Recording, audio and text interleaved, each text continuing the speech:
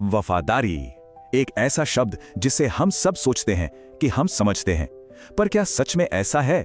चलिए आज एक राजा और उसके वफादारी के मोतियों की एक पुरानी कहानी के जरिए इस सवाल की गहराई में उतरते हैं। तो वफादारी का असली टेस्ट, उसकी परख कब होती है?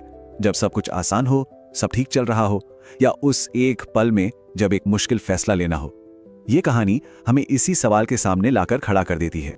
तो कहानी शुरू होती है एक राजा के इम्तिहान से, पर यह इम्तिहान राजा का नहीं, उसके सेवकों का था, और उन्हें इसकी भनक तक नहीं थी।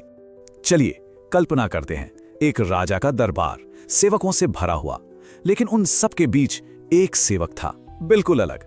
एक ऐसा सेवक जिसकी सच्चाई और वफादारी के किस्से मशहूर थे, और हां, राजा का सबसे ज्यादा विश्वास भी उसी पर था।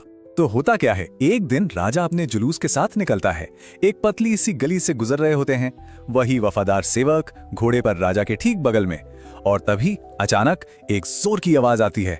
राजा के बेशकीमती मोतियों से भरा संदूक जमीन पर गिरता है और टूट जाता है। सैकड़ों मोती मिट्टी में बिखर जाते हैं।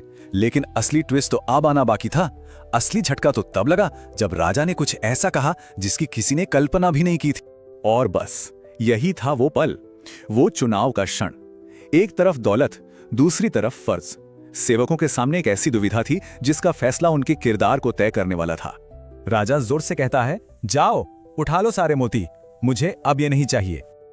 सुनने में तो ये एक आदेश था, पर असल में ये एक टेस्ट था, एक सवाल जो हर सेवक के दिल से पूछा जा रहा था। और फिर जो हुआ, उसने दूध का दूध और पानी का पानी कर दिया। राजा का आदेश सुनते ही सारे के सारे सेवक मोतियों पर टूट पड़े। एक होड़ सी लग गई कि कौन कितने मोती इकट्ठा करता है। लेकिन वो एक सेवक, वो अपनी जगह से टस से मस नहीं हुआ। उसकी आंखें सिर्फ और सिर्फ अपने राजा पर टिकी थीं। बस यहीं खजाने और फर्ज के बीच की असली लड़ाई सामने आ गई। आखिर उस अकेले सेवक के दिमाग में चल क्या रहा था जब बाकी सब मोतियों के पीछे भाग रहे थे? उसका यह फैसला ही तो वफादारी का असली मोती है। चलिए इस फैसले के पीछे छुपे मतलब को थोड़ा और खोलते हैं। देखिए, कहानी का पूरा निचोड़, पूरा सार इसी बात में है। सच्ची वफादारी चीजों से नहीं, इंसान से की जाती है। ये किसी के माल और दौलत की नहीं, उसकी सलामती की फिक्र करना है। उस सेवक के लिए राजा की जान, उसकी हिफाजत उन सारे मोतियों से कहीं कहीं ज्यादा बड़ी थी। इस कहानी में हर चीज एक प्रतीक है। वो मोती, वो सिर्फ मोती नहीं है, वो लालच है, हर वो ध्यान भटकाने वाली चीज है जो हमें हमारे असली मकसद से भटकाती है। और सेवक का अपनी जगह पे डटे रहना, वो है फर्ज, वो है फोकस। और राजा की सुरक्षा, वही तो असली खजाना है जिसे कोई दौलत नहीं खरीद सकती। तो जिसने दौलत के मोतियों को ठुकराया, उसे मिला सबसे बड़ा इनाम।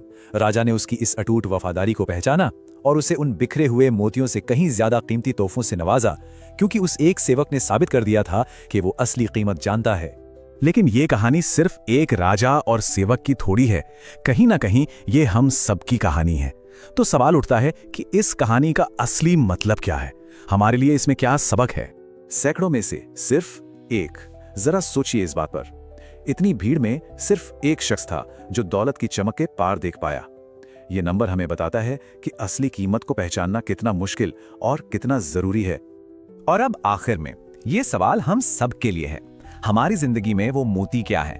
वो क्या चीजें हैं, पैसा, शोहरत, ताकत या कोई और लालच, जो हर रोज हमारी वफादारी को टेस्ट करती हैं? जब हमारी जिंदगी में मोती बिखरेंगे तो हम क्या करेंगे? उन्हें उठाने के लिए दौड़ेंगे या अपनी जगह, अपने फर्ज पर डटे रहेंगे? सोचिएगा जरूर।